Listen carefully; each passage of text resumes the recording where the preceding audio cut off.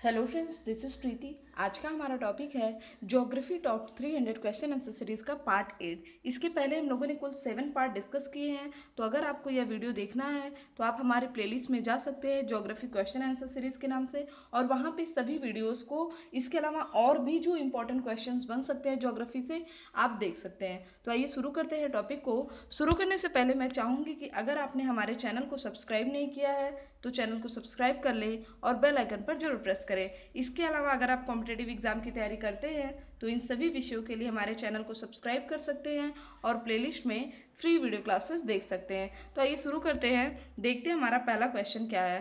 पहला क्वेश्चन हमारा कि निम्नलिखित में से कौन सा दर्रा पश्चिमी घाट पर्वतमाला में स्थित नहीं है। तो इसमें अगर हम लोग बात कर रहे हैं वन बाय वन सबको देखते हैं। पहला हमारा थालघाट दर्रा। थालघाट दर्रा स्थित है हमारा महाराष्ट्र में। कहाँ पे स्थित है? महाराष्ट्र। और महाराष्ट्र कहाँ पड़ता है? पश्चिमी घाट के निकट पड़ता है। ठीक, यह किसको जोड़ता है? यह मुंबई को नासिक से जोड़ता है। थालघाट दर्रा मुंबई को नासिक से जोड़ता है। इसके अलावा दूसरा हमारा भोरघाट दर्रा। अब भोरघाट दर्रा भी कहाँ पे है? यह भी महाराष्ट्र में है। यह मुंबई को पुणे से जोड़ता है। फिर हमारा पिपली घाट। देखिए पिपली घाट दर्रा यह हमारा दक्षिण भारत में नहीं है, पश्चिमी घाट पर्वतमाला में नहीं स्थित है। यह स्थित है अरावली श्रेणी में। पिपली घाट दर्रा कहाँ पे स्थित है? अरावली श्रेणी में। और अब हमारा लास्ट बचता है पाल घाट दर्रा। तो पाल घाट दर्रा कोयम्बटूर को कोचीन से जोड़ता है। ठीक, कोयम्बटूर को कोचीन से जोड़ता है। पाल घाट दर्रा है कहाँ पे? केरल में। अगला क्वेश्चन हमारा, ब्रह्मांड में किरणों का परिरक्षण निम्न में से किस मंडल में किया जाता है? कॉस्मिक रेज का परिरक्षण किस मंडल में किया जाता है? इसमें हमारा सही आंसर होगा आयन मंडल में। ठीक, ब्रह्मांड में देखिए सबसे नीचे होता है हमारा क्षोभ मंडल, उसके बाद होता है समताप मंडल, फिर होता है हमारा मीजोस्फीयर जिसे हम लोग मध्य मंडल के नाम से जानते हैं, और समताप मंडल को हम लोग किस मंडल के नाम से जानते हैं? हम इसे जानते हैं ओजोन मंडल के नाम से। इसके बाद आता है हमारा ताप मंडल। तो ताप मंडल में क्या होता है कि रेडियो जो तरंगे हैं उनका परावर्तन होता है आयन मंडल से। तो यही क्वेश्चन हमसे पूछा है कि जो कॉस्मिक रेज होती है उनका परिरक्षण किस मंडल में किया जाता है? तो आयन मंडल में किया जाता है। ठीक, चलिए अगले क्वेश्चन की बात करते हैं। अगला क्वेश्चन हमारा कि गर्म वायु राशि के ऊर्ध्वाधर संचलन को क्या कहते हैं? तो जब गर्म हवा ऊर्ध्वाधर संचलन करती है तो उसे हम लोग कहते हैं संवहन। ऊर्ध्वाधर मतलब सीधा लंबा लंबा अगर वो संचलन करती है, चलती है, तो उसे क्या कहेंगे हम लोग? संवहन कहते हैं। अगला हमारा कि व्यापारिक रूप से मत्स्य पालन का व्यवसाय किस नाम से जाना जाता है? तो मत्स्य पालन का व्यवसाय जाना जाता है पीसी कल्चर के नाम से। बाकी अगर तीनों ऑप्शन की बात करें, वीटी कल्चर किससे संबंधित है? तो अंगूर से संबंधित है। सेरी कल्चर हमारा रेशम की खेती से संबंधित है। एपी कल्चर हमारा मधुमक्खी की खेती से संबंधित है। और इसके अलावा मैं आपको बता दूं कि इस बार जो बजट आया हमारा उसमें मत्स्य पालन के लिए एक अलग डिपार्टमेंट बनाया गया, उसमें अलग से उनको पैसा दिया जाएगा। इसके साथ साथ मेघालय में एक्वा मिशन 2.0 लाया गया है। ठीक, तो एक्वा किससे संबंधित है? मछली से ही संबंधित है। तो एक्वा मिशन हमारा किससे संबंधित होगा? मछली से ही संबंधित होगा, मत्स्य पालन से ही। नेक्स्ट हमारा कि दक्षिणी गोलार्ध में सबसे लंबा दिन कब होता है? तो दक्षिणी गोलार्ध में हमारा सबसे लंबा दिन होगा 22 दिसंबर को।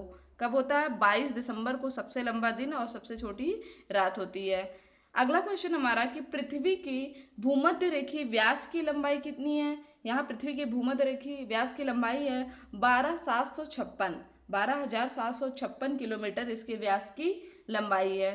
ठीक, नेक्स्ट हमारा कि दुलहस्ती जल विद्युत परियोजना संबंधित है किस स्टेट से संबंधित है? तो यह संबंधित हमारा जम्मू एंड कश्मीर से। जम्मू एंड कश्मीर में बहती है चिनाब नदी, उस पर 3 परियोजनाएं हैं, सलाल, बगलिहार और दुलहस्ती। ठीक, याद रखिएगा ये तीनों कहाँ पे है? जम्मू कश्मीर में है। अब जम्मू कश्मीर से हमारे और भी इंपॉर्टेंट क्वेश्चन बनते हैं। जैसे मैंने आपको बताया था कि जम्मू कश्मीर के पुलवामा में अटैक कब हुआ था? तो 14 फेब को हुआ था। इसके अलावा 26 फेब को हुआ था सर्जिकल स्ट्राइक 2। इसके अलावा जम्मू कश्मीर के लद्दाख में बन रहा है 5000 मेगावाट, जो कि विश्व का सबसे ऊंचा सौर ऊर्जा सबसे बड़ा सौर ऊर्जा संयंत्र होगा। वो कहाँ पे बन रहा है? लद्दाख में। माना जा रहा है कि 2023 तक यह प्रोजेक्ट कंप्लीट हो जाएगा। इसके अलावा क्या हुआ कि जब से जम्मू कश्मीर में पुलवामा का अटैक हुआ था तो वहाँ पे सरकार विशेष ध्यान दे रही है और वहाँ पे दो संगठन चल रहे हैं, जमात इस्लामी और इसी तरह एक और है। इन दोनों पर प्रतिबंध लगाने के लिए सरकार ने एक समिति का गठन किया है। किसकी अध्यक्षता में? तो दिल्ली हाईकोर्ट के जज हैं चंद्रशेखर, इन्हीं की अध्यक्षता में एक समिति का गठन किया गया है कि क्या जो हम प्रतिबंध लगा रहे हैं इन दोनों संगठनों पर यह सही है या नहीं। ठीक है, याद रखिएगा। इसके अलावा जम्मू कश्मीर में ही सिंधु नदी पर वहाँ के भारतीय सेना ने एक ब्रिज बनाया है, मैत्री ब्रिज, जिसे हम लोग सस्पेंशन ब्रिज के नाम से जानते हैं। मात्र 40 दिन में 260 मीटर लंबा ब्रिज बना दिया है, 260 फीट लंबा। ठीक, याद रखिएगा, ये सब करंट के क्वेश्चन है। अब इसी में अगर हम लोग हिमाचल प्रदेश की बात करें तो हिमाचल प्रदेश में भारत का विश्व का सबसे ऊंचा पोलिंग स्टेशन है। इसी तरह गुजरात की बात करें तो गुजरात में बना अभी हमारा स्टैचू ऑफ यूनिटी, कितना ऊंचाई है इसकी? 182 मीटर इसकी ऊंचाई है। अगला हमारा एस्किमो निवासी हैं कहाँ के? तो एस्किमो कहाँ पाए जाते हैं? एस्किमो कनाडा और ग्रीनलैंड के टुंड्रा प्रदेश की जनजाति है, कनाडा और ग्रीनलैंड के टुंड्रा प्रदेश की। अब ग्रीनलैंड कहाँ का हिस्सा है? तो ग्रीनलैंड है डेनमार्क का हिस्सा। और आप लोग अक्सर देखते होंगे कि यूएसए और डेनमार्क के बीच ग्रीनलैंड को लेकर के हमेशा विवाद रहता है। ग्रीनलैंड ही विश्व का सबसे बड़ा द्वीप भी है। यहाँ पे लोग क्या करते हैं, ये जो जनजातियां हैं एस्किमो, ये इग्लू घर बनाती है, जिसे हम लोग किस नाम से जानते हैं? बर्फ का घर के नाम से जानते हैं। अब कनाडा से रिलेटेड इंपॉर्टेंट क्वेश्चन जान लेते हैं। देखिए, कनाडा की कैपिटल है ओटावा, कैपिटल क्या है इसकी? ओटावा। और इसे यूरेनियम सिटी कहते हैं। यूरेनियम सिटी कहने का मतलब ये नहीं है कि कनाडा में यूरेनियम का भंडार सबसे ज़्यादा है। यूरेनियम का भंडार सबसे ज़्यादा हमारा ऑस्ट्रेलिया में है और उत्पादन सबसे ज़्यादा कहाँ पे होता है? कजाकिस्तान में। अच्छा, उत्तर प्रदेश में कहाँ यूरेनियम पाया जाता है? तो उत्तर प्रदेश के ललितपुर में यूरेनियम पाया जाता है। ठीक है, चलिए अगले क्वेश्चन की बात करते हैं। अगला है हमारा कि पिग्मी कहाँ के निवासी है? तो पिग्मी बेसिकली अगर हम लोग देखें तो अफ्रीकी महाद्वीप का निवासी है। ये कहाँ के निवासी है? पिग्मी अफ्रीका महाद्वीप के निवासी है। इसके अलावा अफ्रीका में आपको पता है कि तीनों रेखाएं गुजरती है, भूमध्य रेखा, कर्क रेखा और मकर रेखा। तीनों रेखाएं कहाँ से होकर गुजरती है? अफ्रीका महाद्वीप से होकर गुजरती है। थोड़ा सा हिस्ट्री में जाते हैं तो हमें पता चलता है कि नेल्सन मंडेला, जिन्हें अफ्रीका का गांधी कहा जाता है, वो कहाँ से थे? साउथ अफ्रीका से थे। और करंट में अगर हम लोग आए तो भारत ने अफ्रीका के मलावी में एक कृषि केंद्र खोला है, जो कि अपनी तरह का अफ्रीका में पहला कृषि केंद्र है।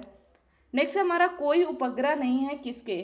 ठीक है, तो कोई उपग्रह किसके नहीं है? हमारा सही आंसर होगा इसमें बुध और शुक्र के। बुध और शुक्र के कोई भी उपग्रह नहीं है। थोड़ा सा जान लेते हैं बुध के बारे में। तो देखिए, बुध सूर्य के सबसे निकटतम ग्रह है, जो कि अब सूर्य का एक चक्कर 88 दिन में लगाता है। और सबसे छोटा ग्रह भी कौन सा है? बुध ही है सबसे छोटा ग्रह। लेकिन अगर ये आपसे पूछ ले कि सबसे गर्म ग्रह कौन है, तो वहाँ पे हमारा सबसे गर्म ग्रह है शुक्र है। ठीक है, सबसे गर्म उपग्रह कौन सा है? वो हमारा है शुक्र होगा। ठीक है, अब शुक्र की अगर हम लोग बात करें तो इसको पृथ्वी की जुड़वा बहन कहते हैं। क्यों कहते हैं? क्योंकि इसका आकार और द्रव्यमान लगभग पृथ्वी के बराबर ही है, जिस कारण इसे पृथ्वी की जुड़वा बहन कहते हैं। और सांझ का तारा, भोर का तारा किसे कहते हैं? शुक्र को कहते हैं। अगला हमारा कि निम्नलिखित में से कौन सी मिट्टी कपास के लिए विशेष रूप से उपयुक्त है? तो कपास के लिए उपयुक्त मिट्टी है हमारा काली मिट्टी। कहाँ पे? ऑप्शन नंबर डी हमारा सही होगा। कपास की खेती किस में होती है? काली मिट्टी में, जिसे कपासी मृदा या रेगुर मृदा कहते हैं। ठीक, यह किसके खंडन से बनता है? तो यह हमारा बनता है बेसाल्टिक चट्टानों के खंडन से।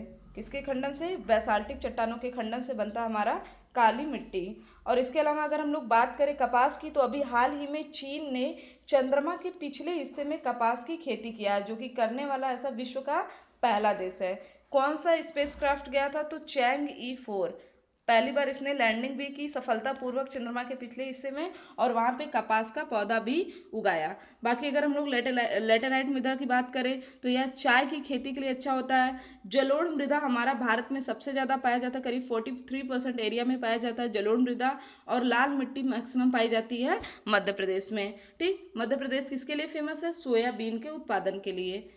अगला क्वेश्चन हमारा कि पश्मीना ऊन निम्नलिखित में से किस पशु से प्राप्त होता है? ऊन तो हमें बकरी से प्राप्त होता है, लेकिन अगर पश्मीना शॉल की बात आ जाए तो यह भेड़ से प्राप्त होता है।